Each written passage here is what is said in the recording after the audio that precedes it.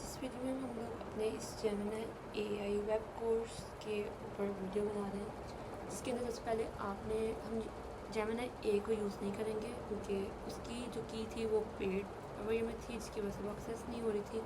तो मैंने यहाँ पर ग्रोक एपीआई को यूज़ करेंगे। काम वही करेगा जो आपका प्रोजेक्ट कर रहा है, बट हम उसकी जगह पे ग्रोक की एपीआई को यूज़ करेंगे क्योंकि वो तो उसका फ्री में आपको एक्सेस देता है। सबसे पहले आपने अपने इस डाउनलोड प्रोजेक्ट टेम्पलेट को आपने डाउनलोड कर लेना है। डाउनलोड करने के बाद आपको ज़िप फाइल मिलेगी और उस ज़िप फाइल को आपने अनजिप कर लेना है। जब वो फोल्डर आपको मिल जाएगा तो आपने उसको VS कोड के अंदर इसको ओपन कर लेना है, ठीक है। नेक्स्ट आपके पास जो है वो आपके पास यहाँ पर जो Node.js है, Node.js के अंदर आपके पास इस प्रोजेक्ट को रन करने के लिए आपके पास पहले Node.js का होना ज़रूरी है, जो आपको रन टाइम इन्वायरमेंट देता है। और इसके अंदर आपके पास ऑलरेडी यहाँ पे अवेलेबल है कि आपने Node.js किसके लिए इंस्टॉल करना है, विंडो के लिए या मैक ओएस के लिए। तो विंडो पे क्लिक करेंगे और विंडो इंस्टॉलेशन को डाउनलोड कर लेंगे। उसके बाद फिर आपको एक फ़ाइल मिलेगी, उस पर डबल क्लिक करेंगे, वो आप उसको एग्जीक्यूट करेंगे। रन करने के बाद आपने क्या करना है, आपने टर्मिनल पर जाने से या VS कोड में जाना है। VS कोड में जाने के बाद आपने उस प्रोजेक्ट को ओपन कर लेना है, उस टेम्पलेट को जो आपके पास स्टार्टिंग टेम्पलेट होगा। आप फोल्डर को अनजिप करेंगे तो फोल्डर को मिलेगा, उस फोल्डर को अपने VS कोड में ओपन कर लेना है। ये आपके पास फोल्डर स्ट्रक्चर है पूरा इसका। जैसे आप इसको ओपन कर लेंगे, आपके पास नेक्स्ट आपके पास है npm -v। ये कमांड को जब आप रन करेंगे तो इसका मतलब अगर आपका Node.js सही से इंस्टॉल हो गया तो आपको ये वर्जन मिल जाएगा, अदरवाइज़ नहीं हुआ तो यहाँ पे एरर आ जाएगा, तो आपको सही से इसको इंस्टॉलेशन करनी पड़ेगी। npm -v मीन्स कि npm का पैकेज जो है वो आपने 10.93 उसका वर्जन भी आपको मिल रहा है। तो Node.v और npm v दोनों कमांड्स को आपने रन करना है। आपको नोड मॉड्यूल की फ़ाइल नहीं मिलेगी, उसके लिए आपने सबसे पहले npm i करना है। इसका मतलब कि आप नोड मॉड्यूल पैकेज को इंस्टॉल कर रहे हैं। ये बहुत लार्ज पैकेज होता है, जिसकी वजह से बहुत जब आपको प्रोजेक्ट हम जितने भी गिटहब के अंदर रखते हैं उन सबके हम लोग नोड मॉड्यूल पैकेज को गिट इग्नोर में रख देते हैं। तो जैसे हम ये रन करेंगे तो आपका नोड मॉड्यूल का पैकेज जो है, जो ये वाला नोड मॉड्यूल है, वो इंस्टॉल हो जाएगा। नेक्स्ट चीज़ हम इसके अंदर जो देखेंगे वो है हमारी main.js की फ़ाइल और index.js की फ़ाइल।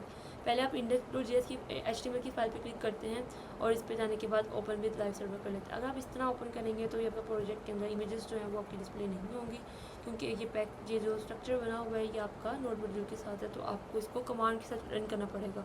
कमांड इसकी है npm run dev। जैसे आप ये कमांड रन करेंगे तो आपका प्रोजेक्ट कहेगा कि लोकल HTTP लोकल होस्ट 5173 पे है। तो आप कंट्रोल करके क्लिक करेंगे इसके ऊपर। जैसे ही कंट्रोल करके क्लिक करेंगे तो आपको यहाँ पर इसके इमेजेस जो हैं वो आपको डिस्प्ले होंगे।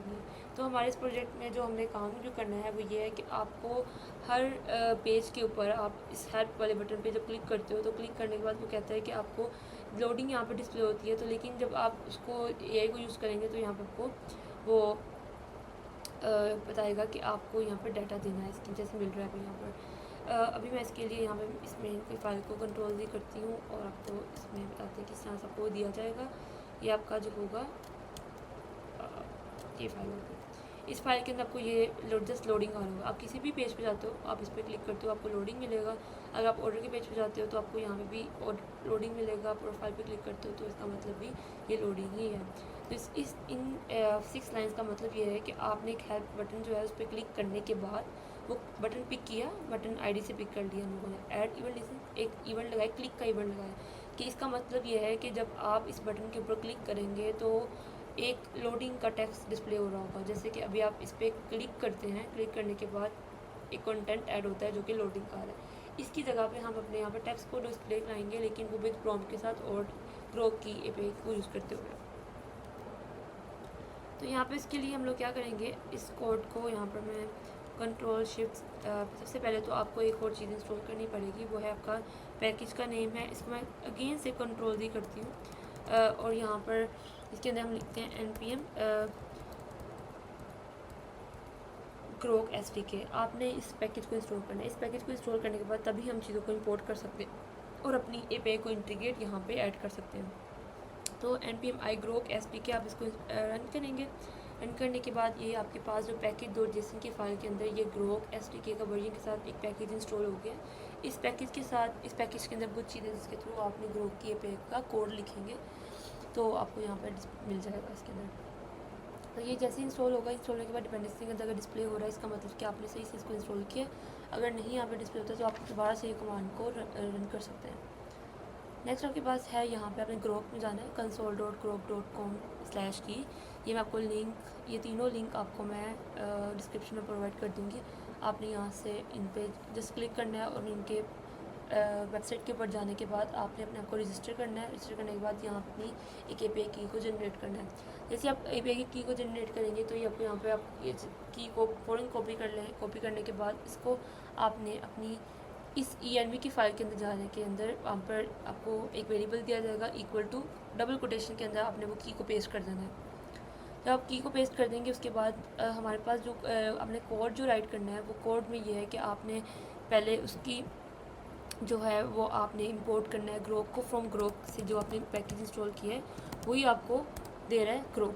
तो आप एक वेरिएबल बनाएंगे, उसका नाम रखेंगे const ग्रोक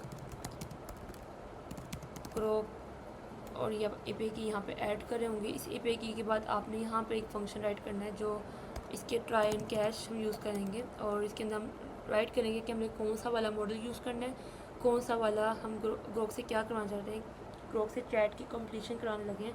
तो उसके लिए पूरा हम कोड यहाँ पे राइट करेंगे। उस कोड को यहाँ पे मैं जस्ट यहाँ पे कॉपी करके यहाँ पे पेस्ट कर रही हूँ और आप यहाँ पे इसको सेम आपने के पास ये कोड दिया गया। इसका मतलब ये है कि मॉडल जो है वो आपके पास ये लामा का यूज़ कर रहे हैं, रोल उसके अंदर यूज़र का कंटेंट हम प्रॉम्प्ट दे रहे हैं उसके अंदर, और मैक्सिमम टोकन जो इसके 1024 है। और उसके बाद जैसे ही वो ये रिस्पॉन्स प्रॉम्प्ट को पढ़ेगा, प्रॉम्प्ट को पढ़ने के बाद वो आपका मैसेज की वैल्यूज़ ऑब्जेक्ट से वैल्यू उठाएगा और उस टेक्स्ट कंटेंट के अंदर लोडिंग की जगह पर आपको डिस्प्ले करवा देगा। तो ये इसका मतलब जस्ट ये समझें, ये आपकी इफ़ कंडीशन है और कैच का मतलब ये आपकी एल्स कंडीशन है। इफ़ का मतलब कि अगर ट्राई अगर आप करते हैं तो इफ़ का ट्राई सबसे पहले वो क्या करेगा, अगर तो उसको ये इस API के पास जाएगा, देखेगा कि आप जो की है जो आपने env के अंदर की दी हुई है वो ठीक है, वरना वो ग्रोक के साथ कम्युनिकेशन करेगा। वो ग्रोक से कम्युनिकेशन करेगा, वहाँ पर जाके चेक क्रिएट करेगा, अपना एक मॉडल बनाएगा, एक मैसेज बनाएगा यूज़र का और उसको एक प्रॉम्प्ट दे रहा होगा। जैसे हम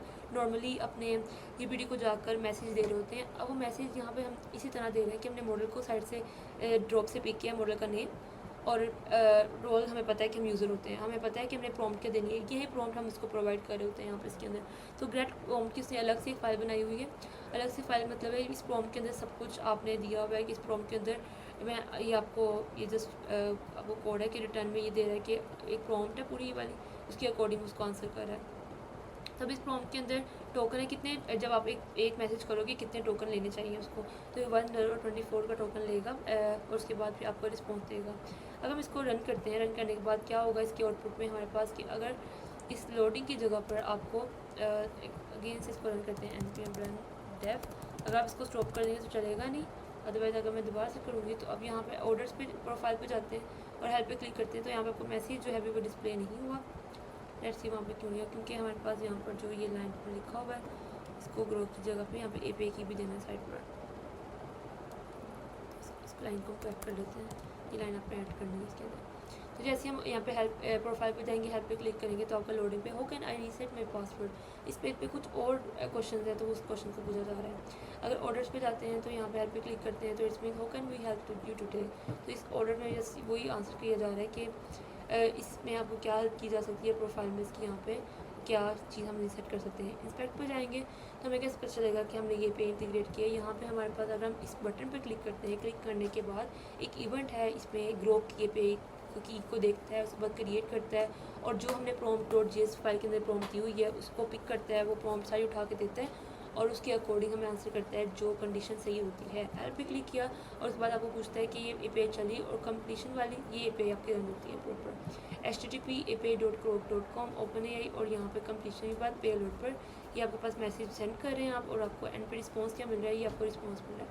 इसमें से हमने कोई वैल्यू पिक की हुई है जिसके अंदर हमारा ये वाला कंटेंट है, इसको पिक किया हुआ है, ये आपको यहाँ पर डिस्प्ले करवा रहा है।